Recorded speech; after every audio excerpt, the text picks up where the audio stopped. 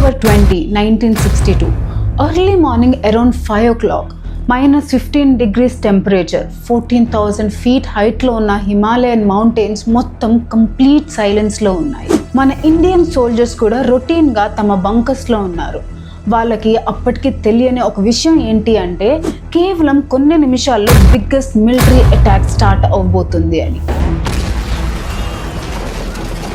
సడన్గా Chinese artillery shells Indian positions మీద పడటం స్టార్ట్ అయ్యాయి. ఒక్క ప్లేస్లో కాదు, వెస్ట్లో లడాక్ నుండి ఈస్ట్లో నార్త్ ఈస్ట్ ఫ్రాంటియర్ ఏజెన్సీ వరకు ఒకేసారి కోఆర్డినేటెడ్ అటాక్ చేసింది.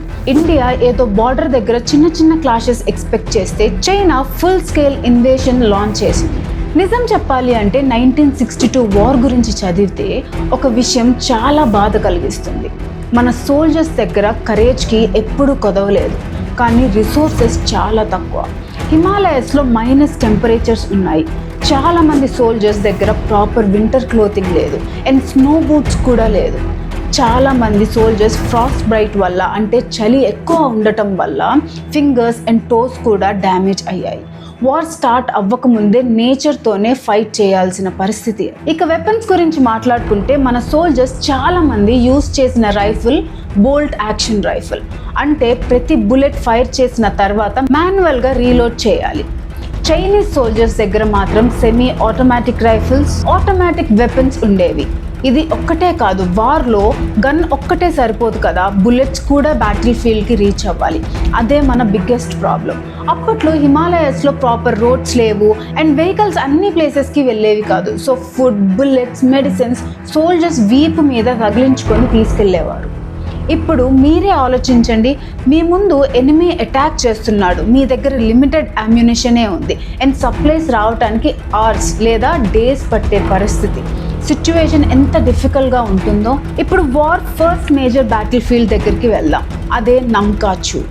1962 ఇండో చైనా వార్లో మన Indian army first biggest set back ఇక్కడే ఫేస్ చేసింది. నంకాచు అనే రివర్ దగ్గర ఇండియన్స్ పొజిషన్స్ ఉంటే చైనీస్ ట్రూప్స్ ఏమో పైన ఉన్న మౌంటైన్స్ హైట్స్ ఆక్యుపై చేశారు. సింపుల్గా చెప్పాలంటే క్రికెట్ మ్యాచ్లో బౌలర్కి పిచ్ అడ్వాంటేజ్ ఉన్నట్టు వార్లో హైట్ ఆక్యుపై చేసిన వాళ్ళకి న్యాచురల్ అడ్వాంటేజ్ ఉంటుంది. ఎందుకంటే పైన నుండి కింద ఉన్న పొజిషన్స్ని క్లియర్గా చూడొచ్చు, అటాక్ చేయడం కూడా ఈజీ. కానీ అప్పటి డెసిషన్స్ ప్రకారం మన soldiers valley side positions hold చేయాల్సి వచ్చింది. ఈ డెసిషన్తో సిచ్యువేషన్స్ డేంజరస్గా మారింది. చైనీస్ ఆర్మీ డైరెక్ట్గా ముందు నుండి మాత్రమే అటాక్ చేయలేదు, డిఫరెంట్ డైరెక్షన్స్ నుండి ఫాస్ట్గా మూవ్ అయ్యి మన పొజిషన్స్ని ఐసోలేట్ చేయడం స్టార్ట్ చేసింది. కమ్యూనికేషన్ లైన్స్ బ్రేక్ అవ్వడంతో కొన్ని యూనిట్స్కి ఆర్డర్స్ రీచ్ అవ్వలేదు, రీఎన్ఫోర్స్మెంట్స్ టైంకి రాలేదు. మన జవాన్స్ ఎక్స్ట్రాడినరీ కరేజ్తో ఫైట్ చేసినప్పటికీ నెంబర్స్లో, ఫైర్ పవర్లో, పొజిషన్స్ అడ్వాంటేజ్లో చైనా క్లియర్గా అప్పర్ హ్యాండ్లో ఉంది. చివరికి ఇండియన్ ట్రూప్స్ వెనక్కి విత్డ్రా అవ్వాల్సిన పరిస్థితి వచ్చింది. నంకాచు బ్యాటిల్ ఎఫెక్ట్ ఇమ్మీడియట్గా కనిపించింది. చైనీస్ ఆర్మీ ర్యాపిడ్గా ముందుకు మూవ్ అవడంతో కేవలం 4 రోజుల్లోనే తవాంగ్ చైనీస్ కంట్రోల్లోకి వెళ్ళిపోయింది. ఇది ఇండియాకి మిలిటరీగా మాత్రమే కాదు, సైకలాజికల్ షాక్ కూడా. ఇండియా మొత్తం ఒక్కటే కన్ఫ్యూజన్లో ఉంది, చైనా ఇంత ఫాస్ట్గా ఎలా అడ్వాన్స్ అయ్యింది. కానీ విచిత్రం ఏంటి అంటే తవాంగ్ క్యాప్చర్ అవ్వగానే చైనా ముందుకు రావటం ఆపేసింది. కొన్ని వారాలు బ్యాటిల్ ఫీల్డ్ సైలెంట్గా ఉంది. చాలామంది వార్ ఆల్మోస్ట్ అయిపోయిందేమో అనుకున్నారు, కానీ ఆ సైలెన్స్కి అర్థం వార్ అయిపోయినట్టు కాదు, నెక్స్ట్ అటాక్కి ప్రిపరేషన్ అని తర్వాత తెలిసింది. పీస్ టాక్ సక్సెస్ అవ్వలేదు, సిచ్యువేషన్స్ రోజు రోజుకి సీరియస్ అవుతూనే ఉంది. Finally November 1962 China second phase attack start చేసింది. ఈసారి ఫోకస్ ఈస్టర్న్ సెక్టర్ మీద మాత్రమే కాదు, వెస్టర్న్ సెక్టర్లో ఉన్న లదాఖ్ కూడా మేజర్ బ్యాటిల్ ఫీల్డ్గా మారింది. ఇక్కడే ఇండియన్ ఆర్మీ హిస్టరీలో ఎప్పటికీ మర్చిపోలేని ఒక చాప్టర్ రాయబడింది, రెజాంగ్లా. ఇప్పుడు మీ అందరికీ వచ్చే క్వశ్చన్ ఏంటి అంటే రెజాంగ్లా ఎందుకు అంత ఇంపార్టెంట్? సింపుల్, లదాఖ్లో ఉన్న చుషుల్ ఎయిర్ ఫీల్డ్ని ప్రొటెక్ట్ చేయాలి అంటే రెజాంగ్లా పాస్ని హోల్డ్ చేయడం చాలా ఇంపార్టెంట్. ఆ పాస్ ఎనిమీ కంట్రోల్లోకి వెళ్ళిపోతే చుషుల్ డేంజర్లో పడుతుంది. అందుకే ఆ రెస్పాన్సిబిలిటీని 13 కుమాయూన్ బెటాలియన్ చార్లీ కంపెనీకి ఇచ్చారు అండ్ వాళ్ళని లీడ్ చేసింది మేజర్ శైతాన్ సింగ్. మన సైడ్ 120 మంది సోల్జర్స్, చైనా సైడ్ 1000 మందికి పైగా ట్రూప్స్. ఆల్మోస్ట్ 1 ఇండియన్ సోల్జర్కి ఎదురుగా 10 మంది చైనీస్ సోల్జర్స్. ఇప్పుడు మీరే ఆలోచించండి, నార్మల్గా ఇలాంటి సిచ్యువేషన్లో మిలిటరీ కమాండర్స్ ఏం చేస్తారు? రిట్రీట్ గురించి ఆలోచిస్తారు లేదా రీఎన్ఫోర్స్మెంట్ కోసం వెయిట్ చేస్తారు. కానీ రెజాంగ్లాలో ఉన్న మన జవాన్స్ మేము పొజిషన్స్ వదిలి వెళ్ళం అని పట్టుపట్టి కూర్చున్నారు. నవంబర్ 18, 1962 చైనీస్ ఆర్మీ మోటార్స్తో, మెషిన్ గన్స్తో మల్టిపుల్ డైరెక్షన్స్ నుండి అటాక్ స్టార్ట్ చేసింది. సో కొన్ని నిమిషాల్లోనే కమ్యూనికేషన్ లైన్స్ కట్ అయిపోయి అండ్ ఆర్టిలరీ సపోర్ట్ ఆల్మోస్ట్ ఇంపాసిబుల్గా మారిపోయింది. అండ్ రీఎన్ఫోర్స్మెంట్స్ రావడానికి ఛాన్సే లేదు. అంటే 120 మంది సోల్జర్స్ వాళ్ళకి వాళ్ళే ఫైట్ చేయాలి. ఆ క్షణంలోనే మన ఇండియన్ ఆర్మీ స్పిరిట్ ఏంటో ప్రపంచం మొత్తం చూసింది. బుల్లెట్స్ ఉన్నంత వరకు ఫైట్ చేశారు. బుల్లెట్స్ అయిపోయినా సరే ఫైట్ ఆపలేదు. లాస్ట్ వరకు తమ పొజిషన్స్ వదలకుండా నిలబడ్డారు.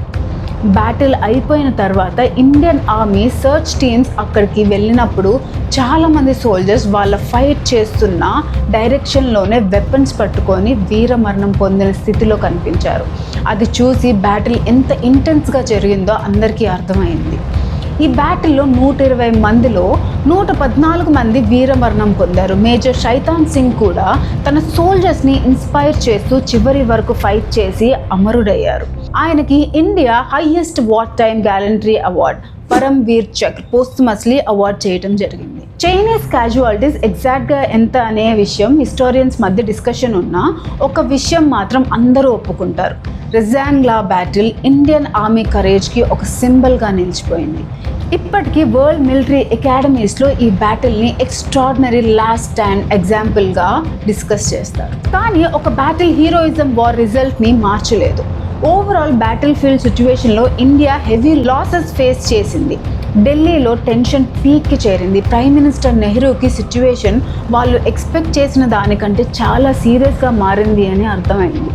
సో ఇంకా ఇంటర్నేషనల్ సపోర్ట్ కోసం ఇండియా ఇమ్మీడియట్గా ఫ్రెండ్లీ కంట్రీస్ని అప్రోచ్ అయింది. 1962 వార్ ఇండియా ఫారెన్ పాలసీని, డిఫెన్స్ ప్లానింగ్ని, మిలిటరీ థింకింగ్ని కంప్లీట్గా మార్చడం స్టార్ట్ చేసింది. మరి వార్ ఎలా ముగిసింది? అందరూ లాంగ్ వార్ ఎక్స్పెక్ట్ చేస్తున్న టైంలో నవంబర్ 21, 1962 చైనా సడన్గా యూనిలేటరల్ సీజ్ ఫైర్ అనౌన్స్ చేసింది. అంటే మేము ఫైటింగ్ స్టాప్ చేస్తున్నాం అని తామే అనౌన్స్ చేసింది. కొన్ని ఏరియాస్లో చైనీస్ ఫోర్సెస్ వెనక్కి మూవ్ అయ్యాయి. వార్ స్టార్ట్ అయిన స్పీడ్లోనే అన్ఎక్స్పెక్టెడ్గా ఎండ్ అయిపోయింది. కానీ చైనా మిలిటరీగా అప్పర్ హ్యాండ్లో ఉంది. మరి ఎందుకు వార్ కంటిన్యూ చేయలేదు? ఎందుకు సీజ్ ఫైర్ అనౌన్స్ చేసింది? నెహ్రూ మీద ఈ డిఫీట్ సైకలాజికల్గా ఎంత ఎఫెక్ట్ అయ్యింది? 1962 తర్వాత ఇండియన్ ఆర్మీలో ఏం చేంజెస్ వచ్చాయి? అసలు 1962 వార్ నుండి ఇండియా నేర్చుకున్న బిగ్గెస్ట్ లెసన్స్ ఏంటి? ఇదంతా నెక్స్ట్ వీడియోలో డీటెయిల్గా చూద్దాం. అంటిల్ దెన్, జై భారత్.